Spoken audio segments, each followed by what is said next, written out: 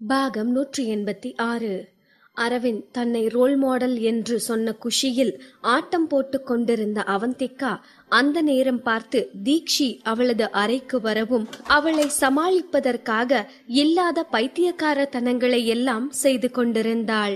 இதையெல்லாம் பார்த்த தீக்ஷி வாய்விட்டு சிரித்து கொண்டே, மேடம், மேனேஜிங் டைரக்டர் ஒரு முக்கியமான மீட்டிங் இருக்குன்னு சொன்னாரு, அதுக்குத்தான் உங்களை கூட்டிட்டு போக வந்தேன் என்றாள்.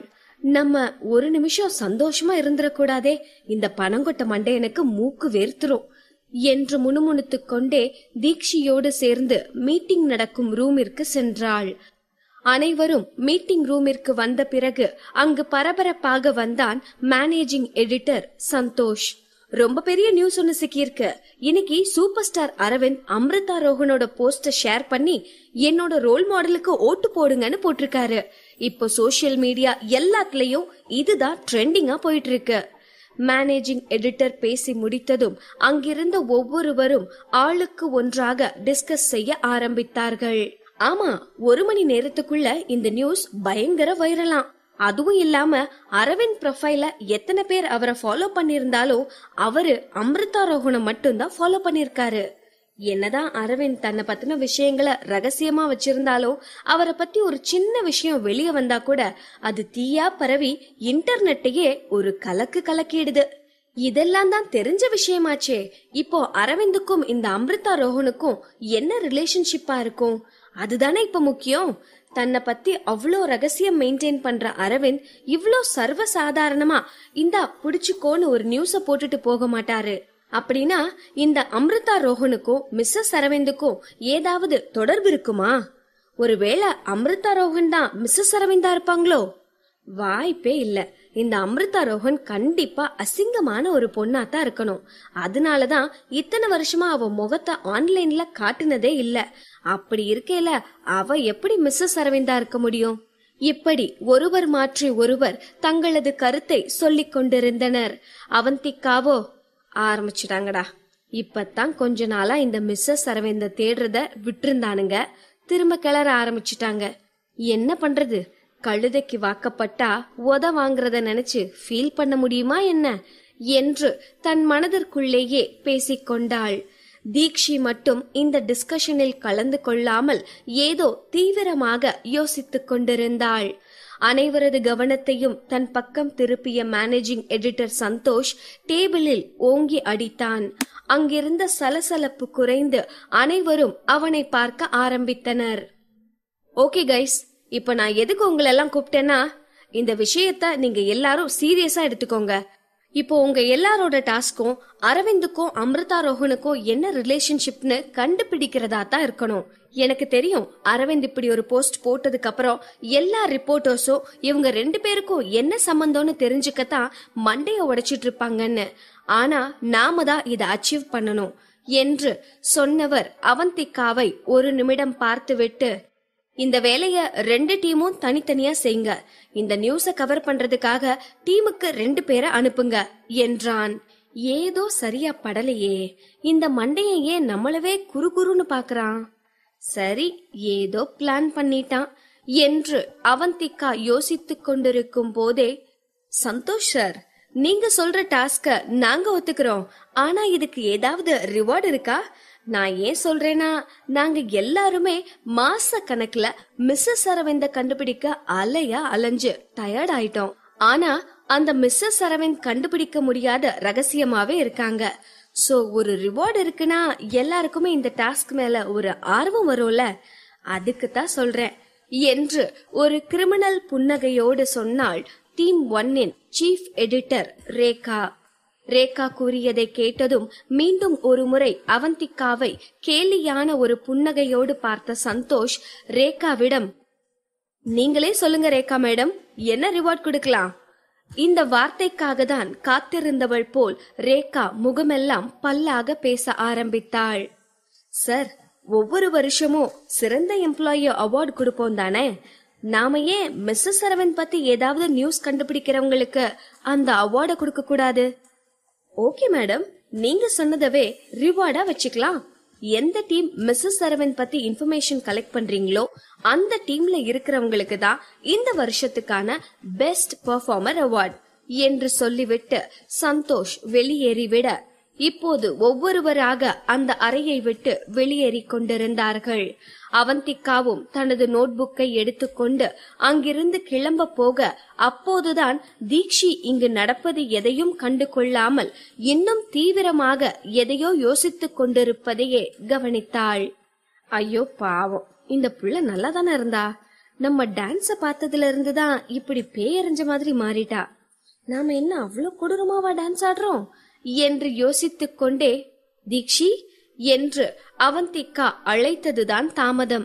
சட்டென்று தான் அமர்ந்திருந்த சேரில் இருந்து எழுந்தவள், அவந்திகா மேடம், அவந்திகா மேடம், நான் கண்டுபிடிச்சிட்டேன், நான் பார்த்திருக்கேன், மிஸ்ஸஸ் அரவிந்த நான் பார்த்திருக்கேன் என்று அவள் சொல்லவும் வெளியே சென்று கொண்டிருந்த அனைவரும் அப்படியே நின்று ஆர்வம் பொங்க, தீக்ஷி விளையாடாத, நீ நிஜமா தான் சொல்றியா? யார் அந்த மிஸ்ஸஸ் அரவிந்த்? அவங்க பார்க்க எப்படி இருந்தாங்க என்று மாறி மாறி அவளை துளைத்தெடுக்க, ஆமா இவ பார்த்தாளாம், அத நாங்க நம்பணுமா? தேவையில்லாம நம்ம டைம் வேஸ்ட் பண்ணிட்டு இருக்கா என்று ரேகா அலட்சியமாக சொன்னாள்.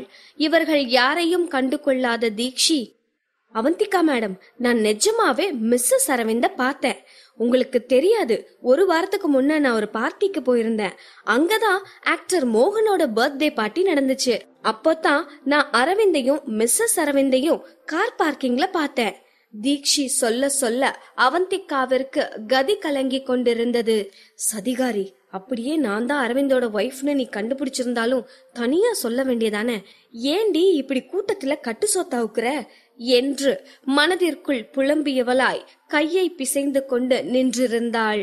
மற்றவர்களோ, தீக்ஷி, மிஸ்ஸஸ் அரவிந்த் பார்க்க எப்படி இருந்தாங்க, நமக்கு தெரிஞ்சவங்களா என்று ஆர்வமாக கேட்க, ஆனா என்ன, நான் அவங்க முகத்தை சரியா பார்க்கல, ஒரே ஒரு டைம் தான் பார்த்தேன் என்றாள். என்ன தீக்ஷி, இப்படி பண்ணிட்டியே, ஒழுங்கா பாத்திருக்க வேண்டியதானே? சரி, யாருன்னு தெரியாட்டி போகுது, எப்படி இருந்தாங்கன்னாச்சு சொல்லு. நான் என்ன பண்ண, என்னோட ரோல் மாடல் மோகன் சார் மட்டும்தான் என் கண்ணுக்கு தெரிஞ்சாரு. ஆனா மிஸ்ஸஸ் அரவிந்த் செம்ம கியூட்டா தான் இருந்தாங்க. பாக்குறதுக்கு கிட்டத்தட்ட நம்ம அவந்திகா மேடம் மாதிரி. இந்த வார்த்தையை சொன்னதும் தீக்ஷியே ஒரு நிமிடம் ஸ்தம்பித்து போனாள். ஆச்சரியத்தில் கண்கள் விரிய அவள் அவந்திகாவை பார்க்க அதற்குள் சுதாரித்துக் கொண்ட அவந்திகாவோ, அட என்ன தீக்ஷி, நீ சின்ன பிள்ளையாட்டம் விளையாடிட்டு இருக்க, எல்லாருக்கும் தலைக்கு மேல வேலை கிடக்கு என்று சொல்லிக்கொண்டே தீக்ஷியை அந்த கூட்டத்திலிருந்து தனது ரூமிற்கு அழைத்து வந்தாள். இல்லை இல்லை, இழுத்து வந்தாள். ரூமிற்குள் வந்து கதவை சாத்தியதும் இருவருமே வயிற்றில் கை வைத்துக் கொண்டு சிரிக்க ஆரம்பித்தார்கள். அது நீதானா என்று அவந்திகா தீக்ஷியை கேட்கவும், அதே நேரம் அது நீங்கதானா என்று தீக்ஷியும் அவந்திகாவை கேட்டாள். எப்போது தீக்ஷி அந்த பர்த்டே பார்ட்டியை பற்றி சொன்னாளோ அப்போதே அவந்திகா அந்த நாள் நடந்த அனைத்தையும் யோசித்து பார்த்தாள். மோகன் அரவிந்தின் ஆருயிர் தோழன். அதனால் அவனது பிறந்த நாள் பார்ட்டிக்கு அரவிந்த் அவந்திகாவையும் அழைத்து போயிருந்தான். அனைத்தும் நன்றாகத்தான் நடந்தது. பார்ட்டி முடியும் நேரம் மோகன் அங்கு வந்திருந்த தனது தீவிர ஃபேன் ஒருத்திக்கு முத்தம் கொடுத்து அன்றைய நாளின் ஹாட் டாபிக்காக மாறி போனான். அடுத்த நாளில் இருந்து இப்போது வரை மோகனின் அந்த திடீர் காதலியை அனைவரும் வலை வீசி தேடிக்கொண்டிருக்கிறார்கள். மோகன் முத்தம் கொடுத்தது வேறு யாருக்கும் அல்ல, தீக்ஷிக்குத்தான். அன்றைய தினம் மோகன் முத்தம் கொடுத்த அந்த பெண்ணை தெளிவாக பார்க்க முடியவில்லை. ஆனால் இப்போதுதான் அவந்திகா நன்கு யோசித்து அது தீக்ஷி தான் என்று கண்டுபிடித்தாள். அதனால் இந்த 2 லூசுகளும் மாறி மாறி தங்கள் ரகசியத்தை தெரிந்து கொண்டதை நினைத்து பைத்தியம் போல் சிரித்துக் கொண்டிருக்கிறார்கள். இப்போது அவந்திகாவிற்கு தங்களது விதியை நினைத்து அழுவதா சிரிப்பதா என்றே தெரியவில்லை. இந்த மாதம் இவர்களது டீம் செய்ய வேண்டிய 2 மிகப்பெரிய வேலை என்றால் அது மோகனின் ரகசிய காதலியை கண்டுபிடிப்பதும் அரவிந்தின் ரகசிய மனைவியை கண்டுபிடிப்பதும் தான். ஆனால் வேடிக்கையான உண்மை என்னவென்றால் அந்த 2 ரகசியங்கள் ஒன்றாக சேர்ந்து தங்கள் ரகசியத்தை கண்டுபிடிக்க வேண்டியிருக்கிறது. ஒன்னும் சொல்றதுக்கில்ல. சோலி முடிஞ்சது என்று அவந்திகா நினைத்து கொண்டிருக்க அங்கு நிலவிய அமைதியை உடைத்து, அவந்திகா, அப்போ நீங்க தான் அமிர்தா ரோஹனா என்று தீக்ஷி கேட்க, மொத்தமும் நனைஞ்சாச்சு, இனி முக்காடு எதுக்கு என்று நினைத்தவளாய் அவந்திகா ஆம் என்று தலையாட்டினாள். மேடம், இப்ப புரிஞ்சு போச்சு, அப்ப நீங்க என்ன எக்ஸசைஸ் பண்ணிட்டு இருந்தீங்கன்னு என்று தீக்ஷி சொல்லவும் மீண்டும் இருவரும் சிரித்து கொண்டார்கள். என்னதான் தீக்ஷிக்கும் அவந்திகாவிற்கும் 1 மாத பழக்கம்தான் இருக்கிறது என்றாலும் இருவருக்குமே ஏதோ நீண்ட நாட்களாய் பழகியதை போன்ற உணர்வு எப்போதும் இருந்திருக்கிறது. இருவரும் நல்ல புரிதலோடு இருந்தார்கள். இப்போது இவர்களின் ரகசியமும் கிட்டத்தட்ட ஒன்று போலவேதான் இருக்கிறது. சிறிது நேர மௌனத்திற்கு பிறகு, ஓகே மேடம், அப்போ அரவிந்துக்கும் அமிர்தா ரோஹனுக்கும் இருக்கிற ரிலேஷன்ஷிப்ப கண்டுபிடிக்கிற டாஸ்க நீங்க எடுத்துக்கோங்க. மோகன் சார் யாருக்கு முத்தம் கொடுத்தாருன்னு கண்டுபிடிக்கிற டாஸ்க நான் எடுத்துக்கிறேன் என்று தீக்ஷி சொல்லவும் அவந்திகா டபுள் ஓகே என்றாள். அதற்கு பிறகு இருவரும் கீழே சென்று மற்ற குழுக்கள் என்ன செய்கிறார்கள், யாரை எந்த டாஸ்க்கு அனுப்புகிறார்கள் என்று நோட்டமிட்டு விட்டு இருவரும் அவரவர் டாஸ்கை பார்க்க கிளம்பினார்கள். அவந்திகா கேபில் ஏறியதும் டிரைவருக்கு தனது வீட்டிற்கான அட்ரஸை சொல்லிவிட்டு தனது போனை எடுத்து ஓட்டு எண்ணிக்கை எந்த அளவில் இருக்கிறது என்று பார்த்தாள். இவ்வளவு பெரிய சூப்பர் ஸ்டார் அரவிந்த்ராஜ் ஆதரவு தெரிவித்த பிறகு ஓட்டு எண்ணிக்கையை பார்க்க வேண்டுமா என்ன? ஓட்டு எண்ணிக்கை ஜெட்டு வேகத்தில் உயர்ந்து கொண்டிருந்தது. என்னதான் பார்பி ஜூலி 1,00,000க்கும் அதிகமான வாக்குகளை பெற்றிருந்தாலும் அவந்திகாவிற்கோ மில்லியன் வாக்குகளை தாண்டி சென்று கொண்டிருந்தது. இந்த ஓட்டு எண்ணிக்கையின் அசூர வளர்ச்சியை பார்த்த அவந்திகாவிற்கு தனது அக்கவுண்டில் லாகின் செய்யவே பயமாக இருந்தது. லாகின் செய்தால் ஒருவேளை அளவுக்கு அதிகமான ஃபாலோயர்களாலும் அளவில்லாத மெசேஜ்களாலும் அவளது போன் ஹேங் ஆகிவிடுமோ என்று பயந்தாள். சிறிது நேரம் போனை கையிலே வைத்திருந்தவள் அரவிந்தின் நம்பருக்கு கால் செய்தாள். ஒரு ரிங் தான் போயிருந்தது. உடனே போனை எடுத்தவன் தனது வசீகரிக்கும் குரலில் ஹலோ என்றான். இந்த குரலிலேயே அவந்திகா கிறங்கி போனாள். ஏதோ ஒரு மின்சாரம் அவளது இதயத்தின் அடி ஆழம் வரை சென்று தீண்டியது போல் அவள் உணர்ந்தாள். அவளை அறியாமலேயே அவளது உதட்டில் புன்னகை தோன்றியது. நான் ஆபீஸ்ல இருந்து கிளம்பிட்டேன் என்றாள். அப்படியா, சரி வெயிட் பண்ணு, நான் வந்து உன்னை பிக்கப் பண்ணிக்கிறேன் என்று அரவிந்த் சொல்லவும், பரவாயில்ல, நான் ஆல்ரெடி கேப்ல ஏறிட்டேன், இப்போ வீட்டுக்கு தான் போயிட்டு இருக்கேன் என்றாள். அரவிந்த் ஓகே என்று மட்டும் பதிலளித்தான். எங்கு அவன் கட் பண்ணி விடுவானோ என்று நினைத்து வேகமாக இடைமறித்தவள், அது வந்து எதுக்காக நீங்க என் ப்ரொஃபைல ஃபாலோ பண்ணுனீங்க என்று அவந்திகா திக்கி தடுமாறி கேட்கவும் அந்த பக்கம் பதில் இல்லாமல் பெருத்த அமைதி நிலவியது. சிறிது நேரத்திற்கு பின், ஏன்னா நான் உன்னோட ஃபேன், ஏன் இந்த கேமிங் வெப்சைட்ல ஃபேன்ஸ் எல்லாம் அவங்களுக்கு பிடிச்சவங்கள ஃபாலோ பண்ணக்கூடாதா என்ன என்று அரவிந்த் கேட்கவும் அவந்திகா சந்தோஷத்தில் திக்குமுக்காடி போனாள். அவள் முகத்தில் இன்னும் பெரிதாக ஒரு புன்னகை தோன்றியது. கேப் டிரைவர் பார்த்துவிடக் கூடாது என்பதற்காக தன் கைகளால் முகத்தை மூடிக்கொண்டு சிரித்தாள். அவந்திகாவும் அரவிந்தும் போனில் பேசிக் கொண்டிருக்க தீக்ஷி அவந்திகாவிற்கு வாட்ஸ்அப்பில் மெசேஜ் அனுப்பியிருந்தாள். அவந்திகா, அந்த ஜூலியோட ப்ரொஃபைல் போய் பாருங்களேன், இவெல்லாம் என்ன மாதிரியான ஜென்மம்னே தெரியல, கொஞ்சம் கூட வெக்கமே இல்லாம எப்படி போஸ்ட் போட்டிருக்கா பாருங்க. இந்த மெசேஜை படித்ததும் இப்ப இந்த சைத்தான் எந்த பிரச்சனைய உருவாக்கி வச்சிருக்கோ தெரியலையே என்று புலம்பிக் கொண்டே அவந்திகா கேமிங் பேஜை ஓபன் செய்தாள். அமிர்தா ரோஹன் அரவிந்த்ராஜ் என்பதுதான் நம்பர் 1 ட்ரெண்டிங் சர்ச்சாக இருந்தது. இதை பார்த்த அவந்திகா திகைத்து போய் அந்த லிங்கை தொட்டு பார்த்தாள்.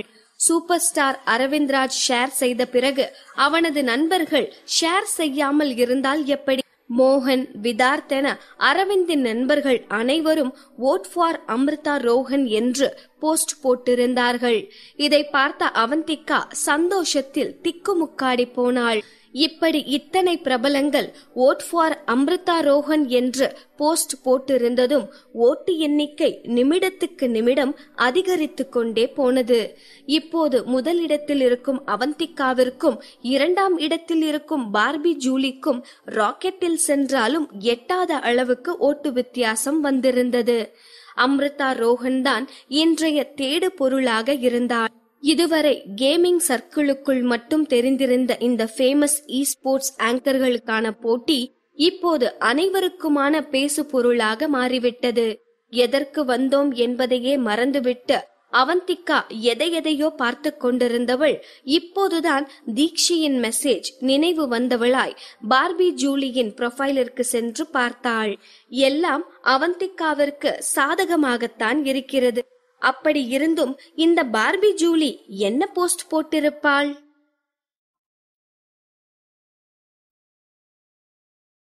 பாகம் 187. ஒரே மணி நேரத்தில் ஜெட் வேகத்தில் தனக்கான வாக்குகளும் ஃபாலோயர்களும் அதிகரித்து கொண்டிருப்பதை பார்த்து கொண்டிருந்த அவந்திகாவிற்கு தீக்ஷி அனுப்பிய மெசேஜ் நினைவிற்கு வந்தது. அப்படி என்னதான் இந்த பார்பி ஜூலி போஸ்ட் போட்டிருக்கிறாள் என்று போய் பார்த்த அவந்திகாவிற்கு அவள் போட்டிருந்த போஸ்டை பார்த்தவளுக்கு தலையில் அடித்துக் கொள்ளலாம் போல் இருந்தது. 5 நிமிடத்திற்கு முன்தான் பார்பி ஜூலி அந்த போஸ்டை போட்டிருந்தாள். நண்பர்கள் அனைவரும் என்னை முதலிடத்திற்கு கொண்டு வர போராடி கொண்டிருக்கிறீர்கள் என்று எனக்கு தெரியும். இது ஒரு சாதாரண போட்டி. இதற்காக நமக்கு தகுதியில்லாதவர்களோடு சண்டையிட்டு நமது தரத்தை குறைத்துக் கொள்வதில் எனக்கு விருப்பமில்லை. நாம் விட்டுவிடலாம். இந்த போட்டியில்தான் தனது திறமை அடங்கியுள்ளதாக நினைப்பவர்கள் வெற்றி பெறட்டும். நமக்கு அது தேவையில்லை. இதுதான் பார்பி ஜூலி போட்டிருந்த போஸ்ட். ஆனாலும் உன் கூட போட்டி போட்டா பச்சோந்தியெல்லாம் தோத்து போயிரும். எப்படியெல்லாம் மாத்தி மாத்தி பேசுற என்று அந்த போஸ்டை பார்த்து அவந்திகா வாய் விட்டே திட்டிக் கொண்டிருந்தாள். போஸ்டை விட அதற்கு வந்திருந்த கமெண்ட்டுகளை பார்த்ததும் தான் அவந்திகாவிற்கு ஆத்திரமாக வந்தது. பார்பி ஜூலியோட இந்த பெருந்தன்மைக்கு முன்ன அந்த அம்ரிதா ரோஹன்லாம் ஒரு தூசி கூட கிடையாது. என்ன பெரிய ஃபர்ஸ்ட் பிளேஸ், எங்க பார்பி ஜூலி வேணான்னு விட்டு கொடுத்ததுதான் அது. ஆமா, இது பெரிய போட்டி. இதுல ஃபர்ஸ்ட் வர்றவங்க தான் திறமசாலியா? எங்களுக்கு தெரியும் எங்க பார்பி ஜூலியோட திறமைய பத்தி. இதற்கு மேலாக அவந்திகாவால் அந்த கமெண்ட்டுகளை படிக்க முடியவில்லை. அடே, அவளை சொல்லி குத்தமில்லடா. இப்படியே ஜால்ரா தட்டி தான் அவளெல்லாம் இந்த அளவுக்கு பேச வச்சிருக்கீங்க. அரவிந்த் சாரும் அவரோட ஃப்ரெண்ட்ஸும் போஸ்ட் போட்ட அப்புறம் இதுக்கு மேல நம்ம ஜெயிக்க வாய்ப்பே இல்லைன்னு தெரிஞ்சுக்கிட்டு கொஞ்சம் கூட வெக்கமே இல்லாம அவதான் இப்படி ஒரு போஸ்ட் போடுறானா, நீங்களும் ஏண்டா கொஞ்சம் கூட மூளையே இல்லாம அவளுக்கு ஜால்ரா தட்டுறீங்க என்று அவர்களை திட்டிக் கொண்டிருந்தவள், ஒருவேளை அந்த ஃப்ராடு ஜூலி காசு கொடுத்து இந்த கமெண்ட் எல்லாம் போட வச்சிருப்பாளோ, இருந்தாலும் இருக்கும் என்று நினைத்து தனக்குத்தானே சிரித்து கொண்டாள்.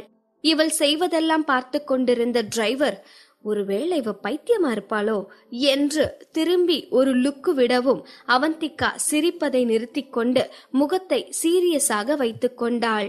இப்போதுதான் பார்பி ஜூலியிடமிருந்து தனக்கு ஒரு பிரைவேட் மெசேஜ் வந்திருப்பதை அவந்திகா கவனித்தாள். இது மாதிரி சப்ப மேட்டரெல்லாம் கவனம் செலுத்த எனக்கு நேரம் இல்ல. இதுல நம்பர் 1 வந்துட்டோன்னு நீ ஒன்னும் ரொம்ப பெருமைப்பட்டுக்காத. யாரு உண்மையான வின்னர்னு நம்ம ரியல் பிசினஸ்ல பாத்துப்போம். இந்த வாய்ஸ் மெசேஜை கேட்ட அவந்திகாவிற்கு ஒன்று புரியவில்லை. ரியல் பிசினஸா? இந்த பைத்தியம் எதை ரியல் பிசினஸ் சொல்லுது? நம்பர் 1 வர முடியலன்ற சோகத்துல நட்டு கலண்டு போச்சு போல என்று நினைத்து கொண்டிருந்த அவந்திகாவின் கவனத்தை திசை திருப்புமாறு அவள் செல்போன் அடிக்க ஆரம்பித்தது. சம்பத்தான் அழைத்திருந்தான். ஹலோ அவந்திகா, இப்ப நீங்க ஃப்ரீயா இருக்கீங்களா? ஒரு சின்ன பிரச்சனை என்று அவன் பரபரப்பாக சொல்லவும், என்னன்னா என்ன பிரச்சனை? நான் ஃப்ரீ தான், என்னன்னு சொல்லுங்க. நம்ம டீமுக்காக ஹை ரேஞ்ச் கம்ப்யூட்டர் ஆர்டர் பண்ணிருந்தோம்ல, அதெல்லாம் இன்னும் டெலிவரி பண்ணல. கால் பண்ணி கேட்டா ஏதோ ப்ராப்ளம், நேர்ல வந்தாதான் சொல்ல முடியும்னு சொல்றாங்க. அதான் யார அனுப்பலான்னு கேட்க கால் பண்ணேன். அண்ணா, ஒன்னும் பிரச்சனை இல்ல, நான் இப்போ வீட்டுக்கு தான் போயிட்டு இருக்கேன். நானே அங்க கடைக்கு போய் என்ன பிரச்சனைன்னு பாத்துட்டு வரேன் என்று சொன்னவள் கேப் டிரைவரிடம் சொல்லி காரை அந்த கடைக்கு திருப்ப சொன்னார். கம்ப்யூட்டர்கள் என்றால் இவை சாதாரண கம்ப்யூட்டர்கள் கிடையாது. கேமிங்கிற்காகவே பிரத்யேகமாக வடிவமைக்கப்பட்ட கம்ப்யூட்டர்கள்.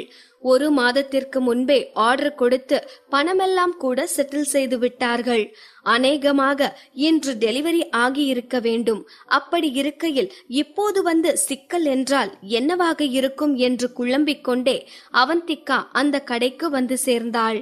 கடைக்குள் நுழைந்தவள் நேராக மேனேஜரிடம் சென்று, மேனேஜர் சார், என்ன இது? நேத்து நைட்டு தானே நீங்க எனக்கு கால் பண்ணி கம்ப்யூட்டர்ஸ் எல்லாம் ரெடியா இருக்கு, இன்னைக்கு டெலிவரி பண்ணிடுவோன்னு சொன்னீங்க. இப்ப கால் பண்ணி டெலிவரி பண்றதுல ஏதோ சிக்கல் இருக்கு, நேர்ல வந்தாதான் சொல்ல முடியும்னு சொன்னா என்ன அர்த்தம் என்று அவந்திகா கடுமையான குரலில் கோபமாக கேட்க மேனேஜர் திணறி போனார். மேடம், இந்த விஷயத்த இங்க நாம பேச முடியாது. ப்ளீஸ் மேடம், கோச்சுக்காதீங்க. நம்ம கெஸ்ட் ரூமுக்கு போய் பேசலாம். கடையில் வேறு நிறைய கூட்டம் இருந்தது.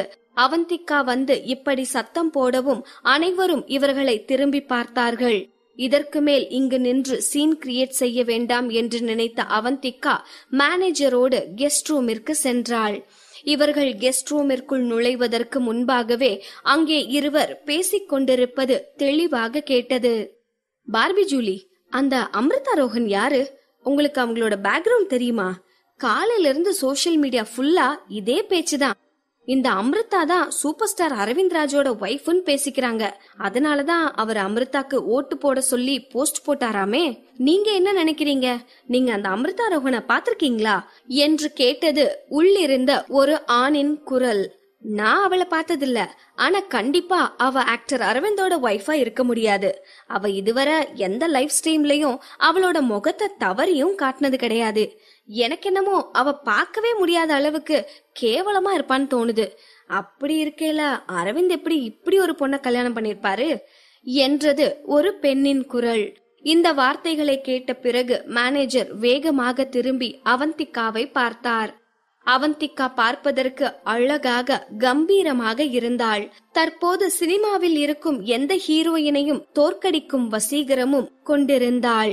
இவளை எப்படி அசிங்கமானவள் என்று சொல்ல முடியும் என்று மேனேஜர் யோசித்துக் கொண்டிருக்க அவந்திகா அவரை பார்த்து முறைத்து கொண்டிருந்தாள். ஐயோ, நம்ம என்ன சொன்னோம்? இந்த பொண்ணு ஏன் நம்மளை இப்படி முறைக்குது என்று நினைத்த மேனேஜர் ஏதோ பேச வர உள்ளிருந்து மீண்டும் அந்த ஆணின் குரல் கேட்டது. என்னது, அமிர்தா ரோஹன் அசிங்கமா இருப்பாங்களா? கலர், ஹைட், வெயிட் இப்படி எதை வச்சு சொல்றீங்க? எனக்கும் தெரியாது. எந்த விதத்துல வேணாலும் அவ அசிங்கமா இருக்கலாம். அவகிட்ட பேசி அவளோட கம்ப்யூட்டரை அதிக விலை கொடுத்து வாங்கத்தானே நாம வந்திருக்கோம். சோ இப்ப அவ உள்ள வந்ததும் அவ எப்படி இருப்பான்னு தெரிஞ்சிரும் என்று கர்வமான ஒரு சிரிப்போடு பார்பி ஜூலி பதிலளித்தாள். இதை கேட்டதும், ஓ, இதுதான் உன் திட்டமா? பார்த்துப்போம் என்று நினைத்த அவந்திகா விருட்டென அந்த கெஸ்ட் ரூம் கதவை திறந்து உள்ளே சென்றாள். அந்த கெஸ்ட் ரூமில் ஒரு ஆண் ஒரு பெண் என இருவர் மட்டும்தான் இருந்தார்கள். அந்த ஆணை பற்றி பெரிதாக சொல்வதற்கு ஒன்றுமில்லை. பார்ப்பதற்கு சாதாரணமாகத்தான் இருந்தான். பார்பி ஜூலியின் அசிஸ்டண்டாக இருக்க வேண்டும் என்று நினைத்து கொண்டாள். பார்பி ஜூலியை பார்த்ததும் அவந்திகா அடையாளம் கண்டு கொண்டாள். ஆனால் வீடியோவில் பார்ப்பதற்கு நேரில் ரொம்பவே விசித்திரமாக தெரிந்தாள். அவள் ஒன்றும் அவ்வளவு அழகில்லைதான். ஆனால் இந்த ஓவர் மேக்கப் எல்லாம் போடாமல் இருந்திருந்தால் அவள் கொஞ்சம் அழகாக தெரிந்திருப்பாள் என்று தோன்றியது அவந்திகாவிற்கு. அதே நேரம் கதவு திறக்கும் சத்தம் கேட்டதும் திரும்பி பார்த்த பார்பி ஜூலி திகைத்து போனாள். அவந்திகா எந்த மேக்கப்பும் போடாமல் சாதாரண ஜீன்ஸ் பேண்டும் வெள்ளை நிற டாப்பும் அணிந்திருந்தாள். நீண்ட தனது கூந்தலை இறுக்கமாக போனிடெயில் போட்டிருந்தாள். வசீகரிக்கும் முகம், பாலாடையை ஒத்த நிறம். அவள் உள்ளே வந்ததும் அந்த அறையே கொஞ்சம் பிரகாசமானது போல் இருந்தது. யார் அந்த பொண்ணு? பாக்குறதுக்கே கேவலமா வயசான ஒருத்தி வந்து கதவை திறப்பான்னு தானே எதிர்பார்த்தேன். இருக்கவே இருக்காது. கண்டிப்பா இந்த பொண்ணு அமிர்தா ரோஹனா இருக்காது என்று நினைத்த பார்பி ஜூலி இன்னும் யாராவது வருவார்கள் என்று எட்டி எட்டி பார்த்து கொண்டிருந்தாள். ஆனால் அவளது எதிர்பார்ப்பை பொய்யாக்கும் விதமாக மேனேஜர் தான் உள்ளே வந்து கதவை சாத்தினார். யாரும் வரவில்லை என்று தெரிந்ததும் அவந்திகாவையே வெறித்து பார்த்தாள். அவளால் இந்த ட்விஸ்டை கொஞ்சம் கூட நம்ப முடியவில்லை. இத்தனை நாள் அவள் அமிர்தா ரோகனை பற்றி நினைத்து கொண்டிருந்ததெல்லாம் இப்படி ஒரே நிமிடத்தில் பொய்யாகி போனால் அவளால் இதை எப்படி நம்ப முடியும்? உள்ளே வந்த மேனேஜர், ஜூலி மேடம், இவங்கதான் அவந்திகா என்று சொல்லிவிட்டு அதற்கு பின்பு அவந்திகாவிடம் திரும்பி, அவந்திகா மேடம், இவங்க பார்பி ஜூலி, உங்களுக்கு தெரிஞ்சிருக்கும்னு நினைக்கிறேன். ஃபேமஸான ஸ்போர்ட்ஸ் ஆங்கரா இருக்காங்க. அதோட கிங்ஸ் ஃபைட்டிங் டீமோட ட்ரெய்னராவும் இருக்காங்க என்று அறிமுகப்படுத்தினார். மேனேஜர் அவந்திகா என்று சொன்னதும் பார்பி ஜூலியின் புருவங்கள் உயர்ந்தது.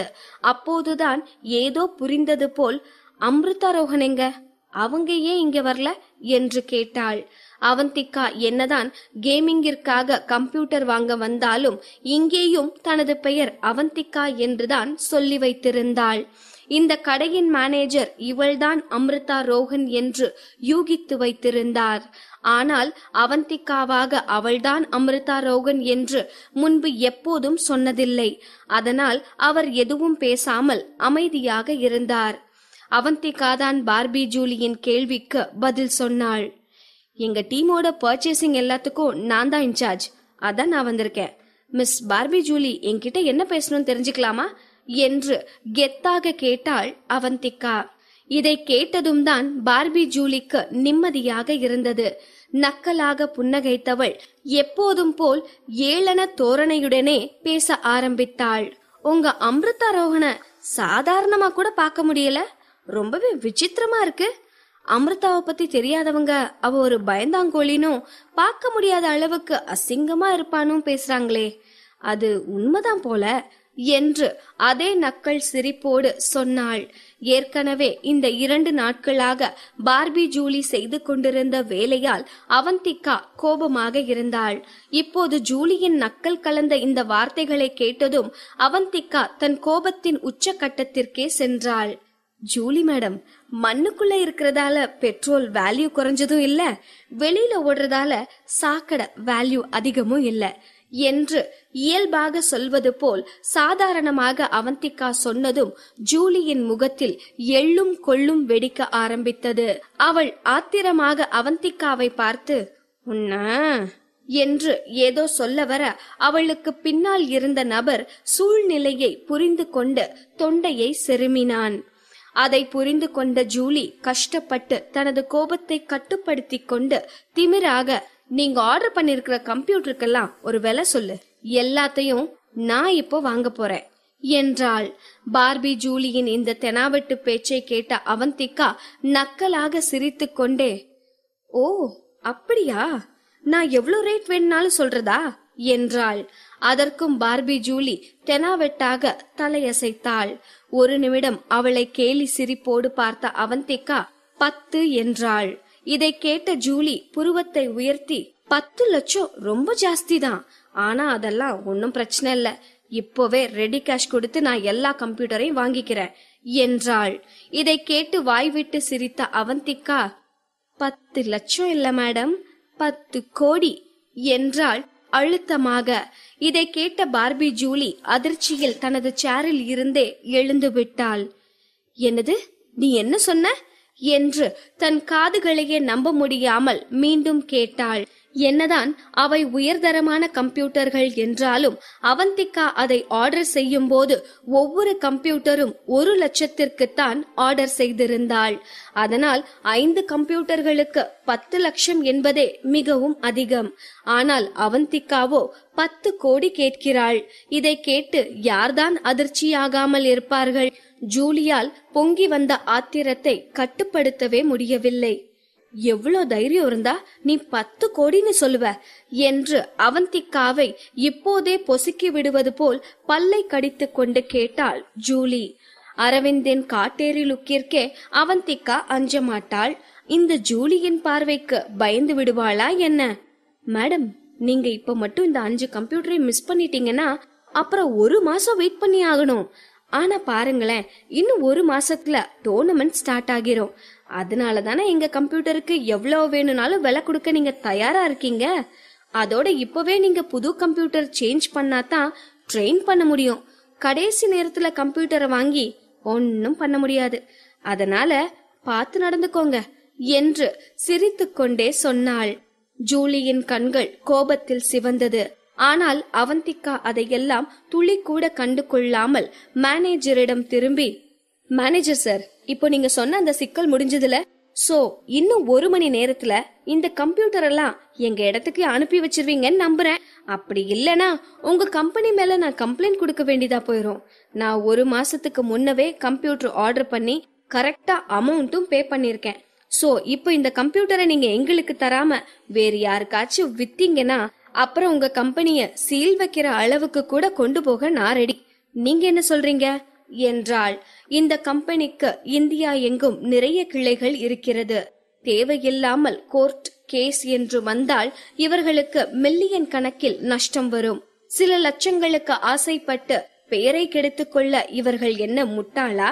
நீங்க ஒண்ணு கவலையப்படாதீங்க மேடம், இப்பவே கம்ப்யூட்டர் எல்லாம் உங்க இடத்துக்கு அனுப்பி வச்சிடுறோம் என்றார் மேனேஜர். ஏற்கனவே போட்டி விஷயத்தில் ஜூலி அம்ரிதா ரோஹன் மீது கோபத்தில் இருக்கிறாள். இப்போது வேறு அவந்திகா அவளை இன்னும் அதிகமாக கோபப்படுத்தி விட்டாள். இனி ஜூலி என்ன செய்ய போகிறாளோ?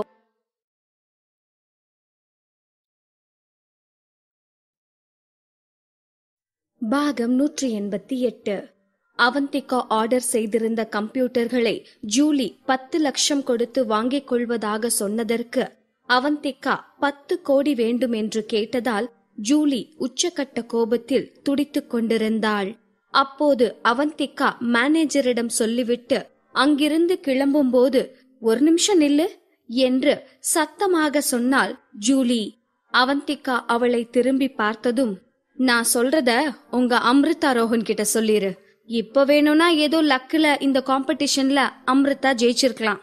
ஆனா இன்னும் 1 மாசத்துல நடக்க போற டோர்னமெண்ட்ல திரும்ப அவ எழுந்து வர முடியாத அளவுக்கு அவளை நான் தோக்கடிப்பேன் என்று சீரியல் வில்லி போல் ஜூலி மூச்சு முட்ட வசனம் பேசிக் கொண்டிருக்க அவந்திகாவிற்கோ அவளை பார்த்து சிரிப்புதான் வந்தது. அவள் சிரித்துக்கொண்டே, ஜூலி மேடம், உங்க உண்மையான பேர் என்ன என்று சம்பந்தம் இல்லாமல் ஒரு கேள்வியை கேட்டாள்.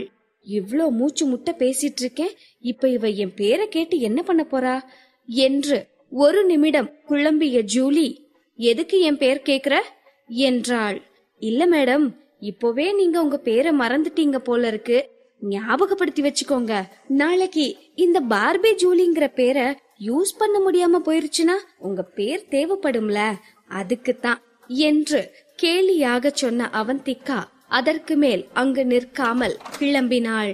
இங்கே கோபத்தில் கொந்தளித்துக் கொண்டிருந்த ஜூலியோ 1 நிமிடம் மூச்சை இழுத்து விட்டு அமைதியாகி இவர்களது டீமின் ஸ்பான்சருக்கு கால் செய்தாள். அந்த பக்கம் போனை எடுத்ததும் மிகவும் மெல்லிய குரலில், சூர்யா சார் என்றாள். ஓ, பார்பி ஜூலியா, என்ன விஷயம் என்று கணீர் குரல் கேட்டது. சார், ஒரு சின்ன பிரச்சனை, உங்களை மீட் பண்ணணும். இப்ப நீங்க எங்க இருப்பீங்க? அதே நேரம் இங்கே அவந்திகா கடையை விட்டு விரக்தியாக வெளியே வந்தாள். ஏன் போட்டின்னு வந்துட்டா எல்லாரும் இப்படி வில்லத்தனமா மாறிடுறாங்க? நல்ல விதமா ஃப்ரெண்ட்லியா போட்டி போட முடியாதா என்று நினைத்தவளின் உதடு கசப்பான ஒரு புன்னகையை சிந்தியது. அந்த நேரம் அவளது செல்போன் அலறியது. அரவிந்த் தான் அழைத்திருந்தான். இவள் போனை ஆன் செய்ததும் ஹலோ கூட சொல்லாமல், எங்க இருக்க என்றான். இப்பதான் கம்ப்யூட்டர் ஷாப்ல இருந்து வெளியே வரேன், என்ன விஷயம் என்று சலிப்பாக கேட்டாள் அவந்திகா. நாம இன்னைக்கு நைட் வெளியே சாப்பிட போலாமா என்றான் அரவிந்த். இந்த வார்த்தைகள் அவள் காதில் விழுந்ததுதான் தாமதம். ஸ்விட்ச் ஆஃப் ஆக இருக்கும் போனில் சார்ஜ் வயர் சொருகியதும் பிரகாசமான ஒளி வருமே, அதுபோல அவந்திகாவின் முகம் பிரகாசமாக ஜொலித்தது. ஓ, கண்டிப்பா போலாமே என்று களிப்பாக சொன்னாள். இவளது குரல் மாற்றத்திலேயே இப்போது அவள் என்ன மனநிலையில் இருக்கிறாள் என்பதை நினைத்து அரவிந்தின் உதட்டில் மென்மையான புன்னகை தோன்றியது. அவந்திகாவோ அரவிந்திடம் பேசிவிட்டு போனை வைத்ததும் பைத்தியம் போல் ரோட்டில் சிரித்துக் கொண்டே நடந்தாள். இவர்களின் சண்டை முடிந்த இந்த 2 நாட்களும் அவந்திகா இப்படித்தான் மென்டல் போல் நடந்து கொள்கிறாள். எப்போதும் அரவிந்தை பற்றியே யோசித்துக் கொண்டிருப்பது, இல்லையென்றால் இப்போது சிரிப்பது போல் எங்கு இருக்கிறோம் என்பதை எல்லாம் மறந்துவிட்டு 32 பற்களும் தெரியும்படி சிரிக்க வேண்டியது. இதே வேலையாகி போனது அவளுக்கு.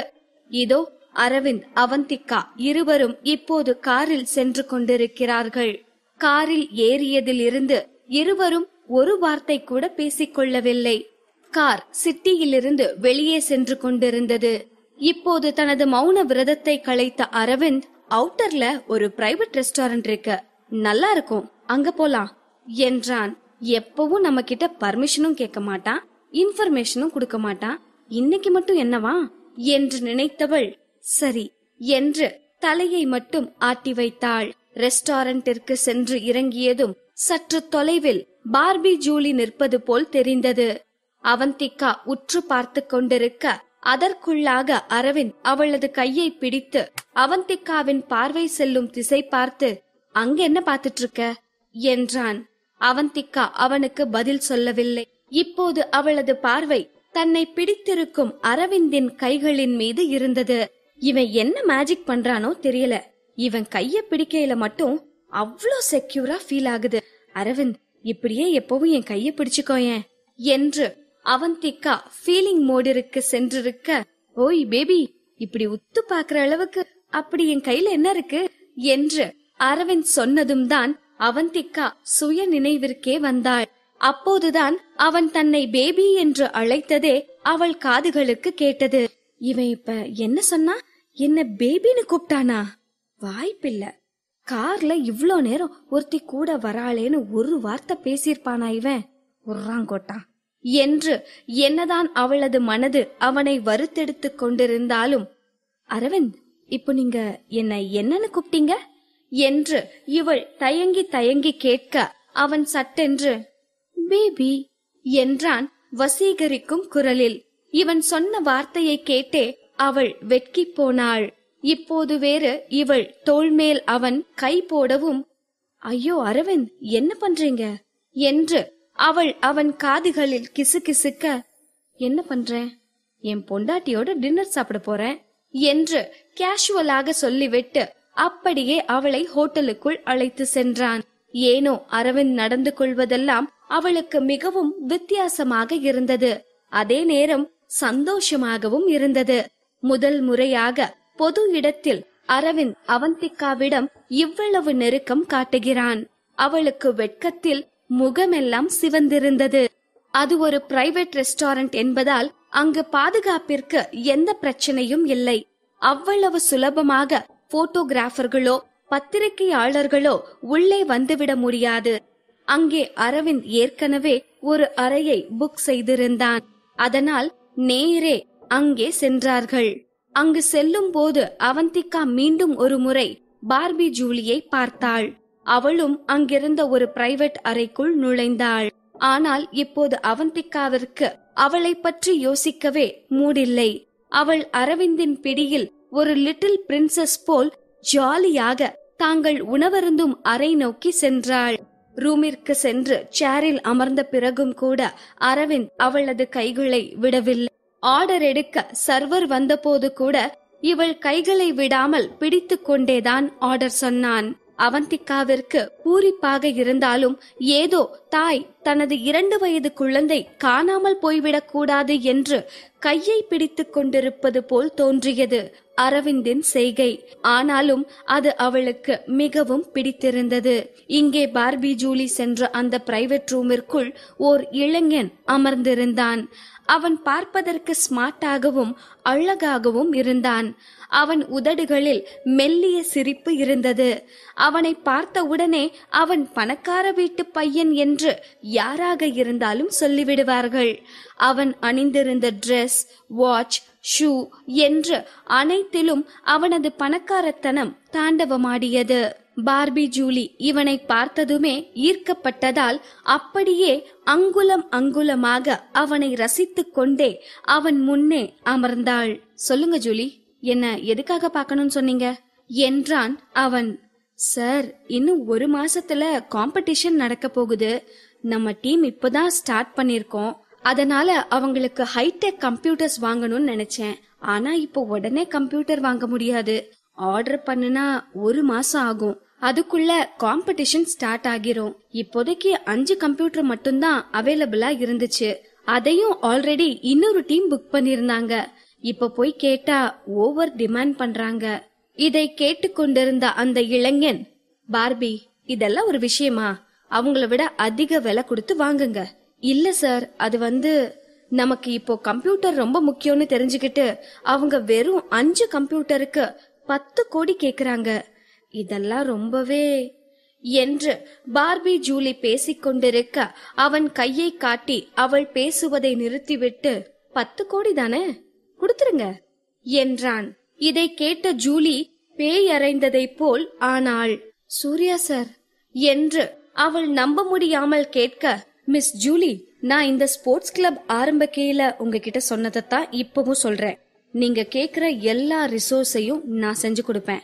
ஆனா எனக்கு வேண்டியதெல்லாம் வெற்றி மட்டும்தான். புரியுதா? இப்போது பார்பி ஜூலியின் முகம் பழையபடி மாறி, எனக்கு தெளிவா புரியுது சார் என்றாள். ஓகே ஜூலி, இதை தவிர வேற எந்த விஷயமும் என்கிட்ட பேச வேண்டியதில்லைனா நீங்க கிளம்பலாம் என்றான். இதை கேட்ட பார்பி ஜூலிக்குத்தான் ஒரு மாதிரி ஆகி போனது. இவ்வளவு பெரிய ஹோட்டலில் இருக்கிறான். இப்போது டின்னர் டைம் வேறு. அப்படி இருக்கையில் இவன் ஒரு மரியாதைக்கு கூட அவளை சாப்பிட அழைக்கவில்லை. அதுவும் இல்லாமல் பேசிக்கொண்டிருக்கும் போதே கழுத்தை பிடித்து வெளியே தள்ளுவதை போல வெளியே போக சொல்கிறான். என்னதான் பார்பி ஜூலி வருத்தப்பட்டாலும் அவளுக்கும் வேறு வழி இல்லை. கதவை நோக்கி சென்றவள் ஒரு நிமிடம் திரும்பி, சூர்யா சார், நீங்க ஏன் எப்பவும் நம்பர் 1 இருக்கணும்னு சொல்றீங்க என்று ஆர்வ மிகுதியில் கேட்டாள். இதை கேட்டதும் ஒரு நிமிடம் அமைதியாக இருந்தவன், ஏன்னா எனக்கு ரொம்ப பிடிச்ச ஒருத்தியோட கனவை நிறைவேற்றணும்னு விரும்புறேன் என்றான் வருத்தமாக. 8 ஆண்டுகளாக சூர்யா அவளை தேடிக்கொண்டிருக்கிறான். ஆனால் அவளை பற்றி அவனுக்கு ஒரு சின்ன க்ளூ கூட கிடைக்கவில்லை. அவளுக்காகத்தான் அவன் இந்த ஈஸ்போர்ட் கிளப்பையே ஆரம்பித்தான். ஒருவேளை இவனது டீம் உலகம் முழுவதும் புகழ் பெற்றால் கண்டிப்பாக அவள் இவனை தேடி வருவாள் என்ற நம்பிக்கை அவனுக்கு இருந்தது. என்னதான் நம்பிக்கை இருந்தாலும் அவளை நினைக்கும் போதெல்லாம் அவனது இதயம் கனத்து போனது. தியா, எங்கடி இருக்க? இவ்ளோ தேடியும் ஏன் என்னால உன்னை கண்டுபிடிக்கவே முடியல என்று தனக்குத்தானே கேட்டுக்கொண்டான். அவன் கண்களில் நீர் முட்டியது.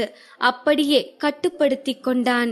இங்கே அரவிந்தும் அவந்திக்காவும் இருக்கும் அறையில் காற்று கூட காதலால் நிரம்பி இருந்தது. இருவரும் எதுவும் பேசிக்கொள்ளவில்லை. அவந்திக்கா இன்னமும் தன்னை பிடித்திருந்த அரவிந்தின் கையைத்தான் பார்த்து கொண்டிருந்தாள். அவள் முகமெல்லாம் சிவந்திருந்தது. உதடுகள் சிரித்து கொண்டிருந்தன. அவளுக்கே அது புது அனுபவமாக இருந்தது. அவன் பிடியில் இருந்து தன் கையை எடுப்பதற்காக அவள் லேசாக கையை இழுத்த போதும் அவன் அவளது கையை விடவில்லை. இன்னும் அழுத்தி பிடித்து கொண்டான். இதுவரை தலையை குனிந்து கொண்டே அமர்ந்திருந்தவள் அவன் முகத்தை நிமிர்ந்து பார்த்தாள். எப்போதும் போல அவன் முகத்தில் எந்த உணர்ச்சியும் தெரியவில்லை. தடிமாடு, கொஞ்சமாச்சும் மூஞ்சில சந்தோஷம் இருக்கா பாரு. ஒரு பொண்ணோட கைய பிடிச்சிருக்கிற மாதிரியா பிடிச்சிருக்கான்? ஏதோ பொம்மை கைய பிடிச்சிருக்க மாதிரி பராக்கு பாத்துட்டு இருக்கான். இப்படி எதுவும் பேசாம குரங்கு மாதிரி உட்கார்ந்துட்டு இருக்க என்ன எதுக்குடா வெளியே கூட்டிட்டு வந்த என்று மனதிற்குள் தோன்றிய வார்த்தைகளை எல்லாம் வைத்து அவனை திட்டிக் கொண்டிருந்தாள். ஆனால் நேரடியாக கேட்க தைரியம் வரவில்லை. ஏ அவந்திகா, நீ என்ன சாதாரண பொண்ணா? நீ ஒரு பிரேவான ரிப்போர்ட்டர். இந்த மங்கி மூஞ்சிய பார்த்தெல்லாம் நீ ஏன் பயப்படணும்? கேளு, இப்பவே கேளு என்று அவளது மூளை தூண்டிவிட திக்கி திணறி, அரவிந்த், எதுக்கு என்ன வெளியே கூட்டிட்டு வந்தீங்க என்று ஆர்வமாக கேட்டாள். ஆனால் அவனோ கொஞ்சம் கூட அலட்டிக் கொள்ளாமல் அவளை ஒரு பார்வை பார்த்துவிட்டு, ஏன்னா இங்க பொரிச்ச மீன் நல்லா இருக்கும்னு சொன்னாங்க, அதான் டேஸ்ட் பண்ணி பார்க்கலான்னு கூட்டிட்டு வந்தேன் என்றான். இதை இவன் நக்கலாக சொல்கிறானா இல்லை சீரியஸாக சொல்கிறானா என்பதை கூட அவந்திக்காவால் புரிந்து கொள்ள முடியவில்லை. மண்ணாங்கட்டி, பொரிச்ச மீன் சாப்பிடணும்னு சொல்லியிருந்தேன்னா நான் உனக்கு டி நகர்லயே வாங்கி கொடுத்திருப்பேனேடா. பொரிச்ச மீன் திங்கிறதுக்காகவா இப்படி 50 கிலோமீட்டர் கூட்டிட்டு வந்து அரை மணி நேரமா வெயிட் பண்ண வைக்கிற என்று அவளது ஒரு மனம் அவனை திட்டி தீர்த்தாலும் அவளது காதல் மனமோ, ஓ அரவிந்த், நான் இந்த பதில எதிர்பார்க்கவே இல்ல.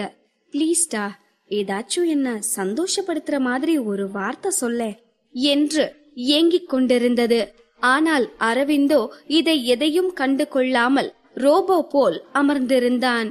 இப்ப என்னடா, உனக்கு இந்த கைதானே வேணும், வச்சுக்கோப்போ என்று சொல்வது போல் அவந்திகா மற்றொரு கையால் தன் போனை எடுத்து தற்போது சோசியல் மீடியாவில் என்ன ட்ரெண்டிங் ஆகிக் கொண்டிருக்கிறது என்று பார்த்தாள். உள்ளே சென்று பார்த்த பிறகுதான் இவளுக்கு காலையில் நடந்ததெல்லாம் ஞாபகத்திற்கு வந்தது. அம்ருதா ரோஹன் தான் இன்றைய ட்ரெண்டிங் டாபிக்காக இருந்தாள். இப்போது அவளுக்கு மில்லியன் ஃபாலோயர்களுக்கு மேல் வந்திருந்தார்கள். நிறைய பிரைவேட் மெசேஜ்கள் வேறு வந்திருந்தன. அதில் பாதிக்கும் மேற்பட்ட மெசேஜ்கள் இவளுக்கும் அரவிந்திற்கும் உள்ள ரிலேஷன்ஷிப் என்னவென்று கேட்பதாகத்தான் இருந்தது. என்னதான் அவந்திகா தன்னை டைவர்ட் செய்ய வேண்டி போனை பார்த்து கொண்டிருந்தாலும், அவன் என்ன பண்ணிட்டு இருக்கான் பாரு, அவன் ஒன்னத்தான் சைட் அடிச்சிட்டு இருப்பான் என்று அவளது மூளை உசிப்பேத்திக் கொண்டே இருந்தது. அவந்திகா காதலோடு அவனை பார்க்க அவனோ, அவந்திகா பேபி, என் மூஞ்சில ஏதாவது படம் ஓடுதா என்ன என்றான். இல்லையே என்று அவள் பேந்து பேந்து முழித்துக் கொண்டு பதில் சொல்லவும், அப்புறம் ஏன் என் மூஞ்சியவே பாத்துட்டு இருக்க என்றான். இதை கேட்டதும் இப்போதே அவன் மண்டையில் நங்கு நங்கு என்று கொட்டலாம் போல் இருந்தது அவந்திகாவிற்கு. ஆனாலும் அவன் தன்னை பேபி என்று அழைத்ததால் அவளுக்கு அவனிடம் பேச கொஞ்சம் தைரியம் வந்திருந்தது. அது, உங்க ஃபேஸ்ல படம் எல்லாம் ஒன்னும் ஓடல, ஆனா நீங்க எப்படி இவ்ளோ அழகா இருக்கீங்கன்னு கண்ணால பார்த்து ஆராய்ச்சி பண்ணிட்டு இருக்கேன் என்றாள். இதை கேட்டதும் அரவிந்தின் பார்வை அவளது கண்களை பார்க்க முடியாமல் அலைபாய அவன் காதுகள் சிவந்து விட்டன. பெண்கள் வெட்கப்படுவது அழகு என்றால் ஆண்கள் வெட்கப்படுவது பேரழகு.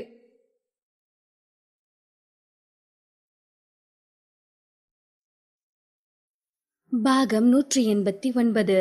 அவந்திகாவின் பதிலால் நிலை தடுமாறி காதுகள் சிவந்து கண்கள் அலைபாய அரவிந்த் ஏதோ சொல்ல வர அதற்குள்ளாக அவந்திகா முந்திக் கொண்டு, அரவிந்த், நான் வாஷ்ரூம் போயிட்டு வரேன் என்று சொல்லிவிட்டு கிடுகிடுவென்று வெளியே சென்றாள். இந்த ரூமிலேயே ஒரு வாஷ்ரூம் இருக்கிறது என்று அவந்திகாவிற்கு தெரியவில்லை. அரவிந்தும் புரியாத உணர்வுகளால் சிரித்துக் கொண்டிருந்தவன் அந்த ரூமிலேயே வாஷ்ரூம் இருக்கிறது என்பதை சொல்லாமல் விட்டுவிட்டான். பாவம் அரவிந்த், இந்த சின்ன செயலால் அவந்திகாவின் வாழ்வில் ஏற்படும் மாற்றங்களும் அதனால் அரவிந்தின் வாழ்வில் உண்டாக போகும் திருப்பங்களையும் பற்றி அரவிந்த் அப்போது அறிந்திருக்கவில்லை. வெளியே வந்த அவந்திகாவின் முகத்தில் இன்னும் அந்த குறும்பு புன்னகை இருந்தது. வார்த்தைகளாலேயே தான் அரவிந்தை வெட்கப்பட வைத்துவிட்டோம் என்று அவள் சிரித்து கொண்டே முன்னே செல்ல, அப்போது நீ எங்க என்று அவளை வழிமறித்தது பார்பி ஜூலியின் குரல். ஓ, நீ இங்கதான் டின்னர் சாப்பிட வந்தியா? சரி சரி என்று அவந்திகாவிற்கு பேசுவதற்கு வாய்ப்பே கொடுக்காமல் அவளே பேசிக் கொண்டிருந்தாள். நானும் உன்னை பார்க்கணும் தான் நினைச்சிட்டு இருந்தேன், நீயே இங்க வந்துட்ட. எனக்கு ஒரு வேலை மிச்சம். எனக்கு இப்பவே அந்த 5 கம்ப்யூட்டரும் வேணும். உன் அக்கவுண்ட் நம்பர் சொல்லு, நான் உனக்கு 10 கோடி டிரான்ஸ்பர் பண்றேன் என்று கொஞ்சம் கூட பொறுமையே இல்லாமல் தெனாவட்டாக சொன்ன ஜூலியை பார்த்ததும் அவந்திகாவிற்கு கடுப்பாக இருந்தது. ஜூலி மேடம், அந்த கம்ப்யூட்டர்ஸ் எல்லாம் நான் விற்க போறேன்னு யாரு உங்களுக்கு சொன்னது என்று அவந்திகா நக்கலாக சிரித்துக் கொண்டே ஜூலியிடம் சொல்ல, நீதானே கம்ப்யூட்டர் ஷாப்ல 10 கோடி கொடுத்தா அந்த கம்ப்யூட்டர் எல்லாம் கொடுக்கறதா சொன்ன என்று கோபமாக கேட்டாள் ஜூலி. ஜூலி மேடம், இப்ப ஏன் இவ்ளோ கோபப்படுறீங்க? நான் தான் சொன்னேன், ஆனா இப்போ என் மைண்ட் மாறிடுச்சு. இப்போதைக்கு எனக்கு அந்த கம்ப்யூட்டர்ஸ் எல்லாம் விக்கிற ஐடியா இல்ல என்று அவந்திகா சொல்லவும் ஜூலி பைத்தியம் பிடித்தவள் போல அவந்திகாவை முறைத்து கொண்டிருக்க, அவந்திகா அதையெல்லாம் கண்டு கொள்ளாமல் அங்கிருந்து நகர்ந்தாள். 2 அடி கூட முன்னே சென்றிருக்க மாட்டாள். தியா என்று பதற்றமும் ஆச்சரியமும் கலந்து வந்த வார்த்தை அவந்திகாவை நிறுத்தியது. இந்த இடத்தில் யார் இவளை தியா என்று அழைப்பது? ஒரு நிமிடம் ஸ்தம்பித்து போன அவந்திகா ஒரு விதமான பயத்தோடே தனக்கு பின்னால் குரல் வந்த திசையை நோக்கி திரும்பி பார்த்தாள். அங்கே ஆச்சரியத்தோடு இவளை பார்த்து கொண்டிருந்தவனை பார்த்ததும் அவந்திகாவிற்கு அவ்வளவு ஆனந்தம். தான் இருக்கும் இடத்தை கூட மறந்து, சுகி, நீ சுகிதானே என்று சத்தமாக கிட்டத்தட்ட கத்தவே செய்தாள். அவள் இப்படி கேட்டதும் சூர்யாவிற்கு அப்படியே ஓடி வந்து அவளை கட்டிக்கொள்ள வேண்டும் போல் இருந்தது. இந்த 8 வருடங்களாக யாரை வெறி பிடித்தவன் போல் தேடிக்கொண்டிருக்கிறானோ அவள் இப்போது அவன் கண் முன்னால் நின்று கொண்டிருக்கிறாள். அதுவும் சுகி என்று அவள் சொன்னதும் அவன் மகிழ்ச்சிக்கு எல்லையே இல்லை. இருக்காதா பின்னே? ரொம்ப பெரிய நேமா இருக்கு, நான் உனக்கு குட்டியா கியூட்டா ஒரு நேம் வைக்கிறேன் பாரு, சுகி, நல்லா இருக்குல்ல என்று சூர்யா என்ற 3 எழுத்தை சுருக்கி சுகி என்று 2 எழுத்து பெயராய் சுருக்கி அவனை செல்லம் கொஞ்சியது அவனுடைய குட்டி தியாதான். சிறுவயதில் இருவரும் இணை பிரியாத நண்பர்களாக இருந்தார்கள். எப்போதும் எங்கு சென்றாலும் இருவரும் ஒட்டிக்கொண்டேதான் திரிவார்கள். ஆனால் இந்த விதி 8 வருடங்களாக இருவரையும் பிரித்து வைத்து வேடிக்கை பார்த்து கொண்டிருக்கிறது. பிரித்து வைத்த விதி காலத்திற்கும் பிரித்து வைத்திருக்கலாம். எதற்காக இப்போது இவர்களை சந்திக்க வைத்து விளையாடிக் கொண்டிருக்கிறதோ தெரியவில்லை. இங்கே சூர்யா விட்டால் அழுது விடுவான் என்பது போல் நின்றிருந்தவன் வேகமாக ஓடி வந்து அவளது கைகள் 2ஐயும் இறுக்கமாக பற்றி, இத்தனை நாளா நீ எங்க போனதியா? இந்த 8 வருஷமும் நான் உன்னை எங்கெல்லாம் தேடி இருப்பேன் தெரியுமா? ஏன் இப்படி பண்ணுன? இந்த 8 வருஷத்துல ஒரு தடவை கூட உனக்கு என் ஞாபகம் வரவே இல்லையா என்று பாசமும் கோபமும் கலந்த குரலில் கேட்டவனின் குரல் இந்த திடீர் சந்தோஷத்தால் நடுங்கிக் கொண்டிருந்தது. அவந்திகாவிற்கு சூர்யா பேசியதை கேட்டதும் இவன் தன் நண்பன் சூர்யாதானா என்றே சந்தேகம் வந்துவிட்டது. அவளுக்கு தெரிந்த சூர்யா எப்போதும் விளையாட்டுத்தனமாகவே தான் இருப்பான். அவனுக்கு யாரை பற்றிய அக்கறையோ பாசமோ பெரிதாக இருக்காது. எந்த விஷயத்திற்கும் அலட்டிக் கொள்ளவே மாட்டான். அப்படி இருப்பவனா தன் முன்னால் நீர் நிறைந்த கண்களோடு உணர்ச்சி குவியலாக நிற்கிறான் என்று நினைத்தவள் கண்களாலேயே அவனை உச்சந்தலை முதல் உள்ளங்கால் வரை ஸ்கேன் செய்தாள். அவள் முகத்தில் ஒரு புன்முறுவல் தோன்றியது. சிறு வயது முதலே தன்னை ஒரு பணக்காரன் என்று வெளிப்படுத்திக் கொள்வதில் சூர்யாவிற்கு அத்தனை ஆர்வம். இப்போது அவன் அணிந்திருக்கும் branded shirt, branded shoe, shirt பாக்கெட்டில் இருந்த தங்க பேனா என அனைத்தையும் பார்த்தவளுக்கு சிரிப்பு வந்துவிட்டது. இவள் சிரிப்பதை பார்த்த சூர்யா கொஞ்சம் தனது உணர்ச்சி பிடியில் இருந்து இயல்பு நிலைக்கு திரும்பினான். இன்னமும் நீ மாறவே இல்ல தியா. 8 வருஷத்துக்கு முன்ன நான் பார்த்த அதே குட்டி தியாதான் நீ. ஆனா என்ன, கொஞ்சம் வளர்ந்துட்ட, அவ்வளவுதான். அவந்திகா எந்த பதிலும் பேசாமல் அவனையே மேலும் கீழும் பார்த்து கொண்டிருந்தாள். இதை பார்த்தவன் தன் தாடையை உயர்த்தி தோள்களை குலுக்கிக் கொண்டு, எனக்கு தெரியும் நான் ரொம்ப அழகா இருக்கேன்னு, அதான் என்ன பார்த்ததோ அப்படியே சொக்கி போயிட்ட என்று அவன் தற்பெருமை பேச ஆரம்பிக்க, சுகி ஆரம்பிச்சிட்டியா என்றவள் செல்லமாக அவன் கைகளில் கிள்ளினாள். ஆமா சுகி, நீ இங்க என்ன பண்ற? எப்ப இந்தியாவுக்கு வந்த என்று அவந்திகா அவனிடம் கேட்டுக்கொண்டிருக்க, அப்போது இவர்களை தாண்டி சென்ற வெயிட்டர், மேடம் நீங்க ஆர்டர் பண்ண ஃபுட் எல்லாம் ரெடி, இப்போ உங்க ரூமுக்கு தான் எடுத்துட்டு போறேன் என்று சொல்லிவிட்டு ரூமை நோக்கி சென்றார். அவர் சென்றதும், பாரந்தியா, நாம எத்தனை வருஷத்துக்கு அப்புறம் மீட் பண்ணிருக்கோம், வா நம்ம பிரைவேட் ரூம்ல போய் உட்கார்ந்து பொறுமையா பேசலாம் என்று அவள் கைகளை பிடித்து இழுத்து கொண்டு வெயிட்டரை பின்தொடர்ந்து சென்றான். அப்போதுதான் அந்த அறையில் அரவிந்த் இருப்பதே அவந்திகாவிற்கு நினைவு வந்தது. சூர்யாவை சின்ன வயதில் இருந்தே அவந்திகாவிற்கு தெரியும். இப்போது மட்டும் சூர்யா அரவிந்தை பார்த்து விட்டால் என்ன நடக்கும் என்று பதறிப்போனாள்.